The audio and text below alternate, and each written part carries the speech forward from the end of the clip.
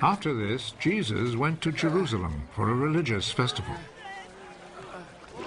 Near the sheep gate in Jerusalem there is a pool with 5 porches. In Hebrew it is called Besatha.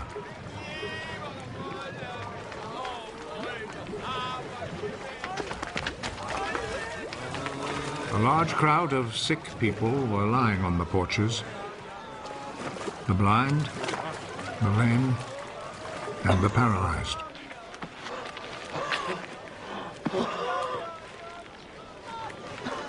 A man was there who had been sick for 38 years.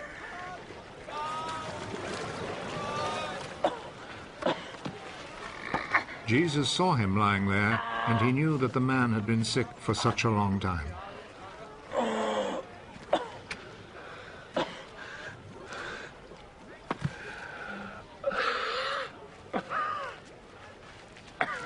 Do you want to get well? Sir, I don't have anyone here to put me in the pool when the water is stirred up. While I'm trying to get in, somebody else gets there first.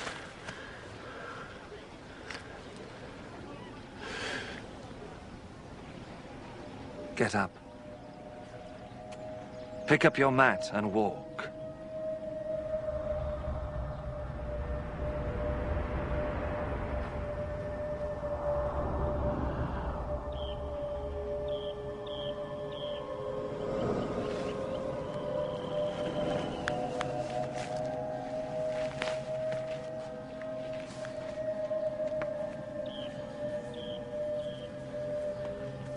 Immediately, the man got well.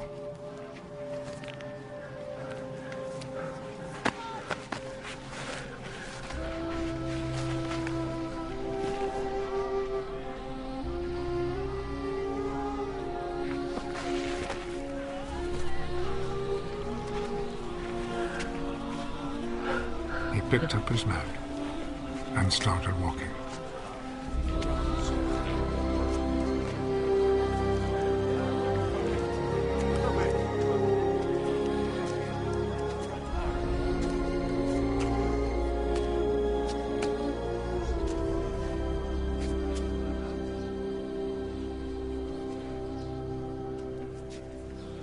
The day this happened was a Sabbath, so the Jewish authorities told the man who had been healed, "This is a Sabbath, and it is against our law for you to carry your mat."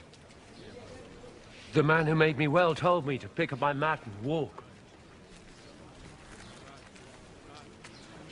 Who is the man who told you to do this?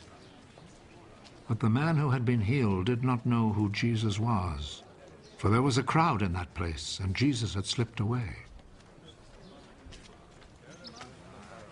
Afterwards, Jesus found him in the temple. You're well now. So stop sinning, or something worse may happen to you.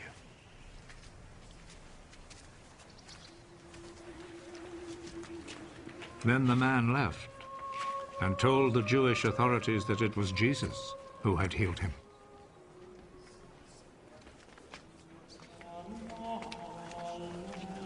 So they began to persecute Jesus because he had done this healing on a Sabbath. Jesus answered them, My Father is always working. And I too must work. This saying made the Jewish authorities all the more determined to kill him. Not only had he broken the Sabbath law, but he had said that God was his own Father, and in this way had made himself equal with God. So Jesus answered them, I tell you the truth. The Son can do nothing on his own. He does only what he sees his Father doing. What the Father does, the Son also does. For the Father loves the Son and shows him all that he himself is doing. He will show him even greater things to do than this, and you will all be amazed.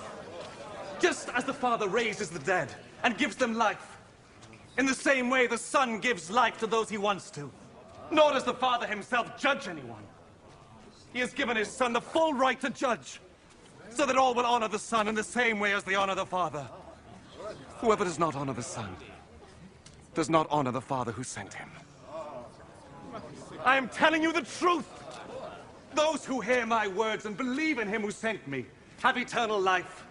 They will not be judged, but have already passed from death to life. I am telling you the truth.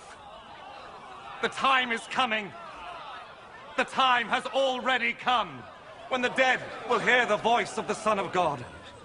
And those who hear it will come to life. Just as the Father is himself the source of life, in the same way he has made his Son to be the source of life. And he has given the Son the right to judge because he is the Son of Man. Do not be surprised at this.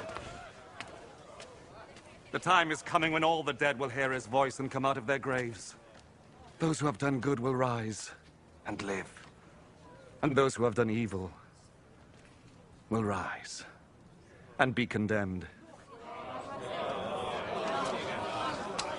I can do nothing on my own authority. I judge only as God tells me, so my judgment is right.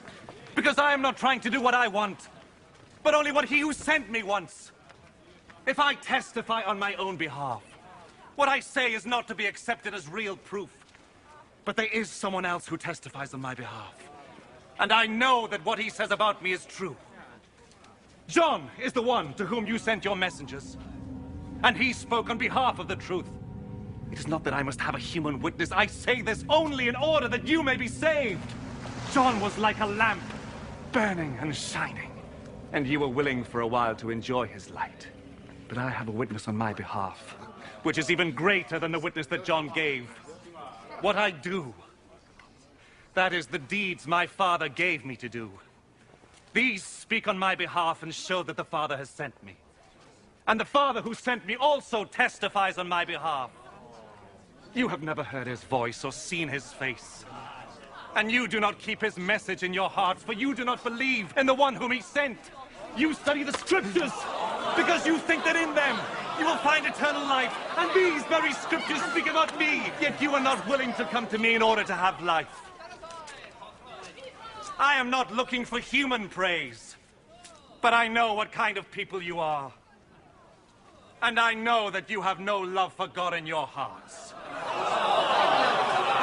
I have come with my Father's authority, but you have not received me. When, however, someone comes with his own authority, you will receive him. You like to receive praise from one another, but you do not try to win praise from the one who alone is God. How then can you believe me? Do not think, however, that I am the one who will accuse you to my Father. Moses, in whom you have put your hope, is the very one who will accuse you. If you had really believed Moses, you would have believed me, because he wrote about me. But since you do not believe what he wrote, how can you believe what I say?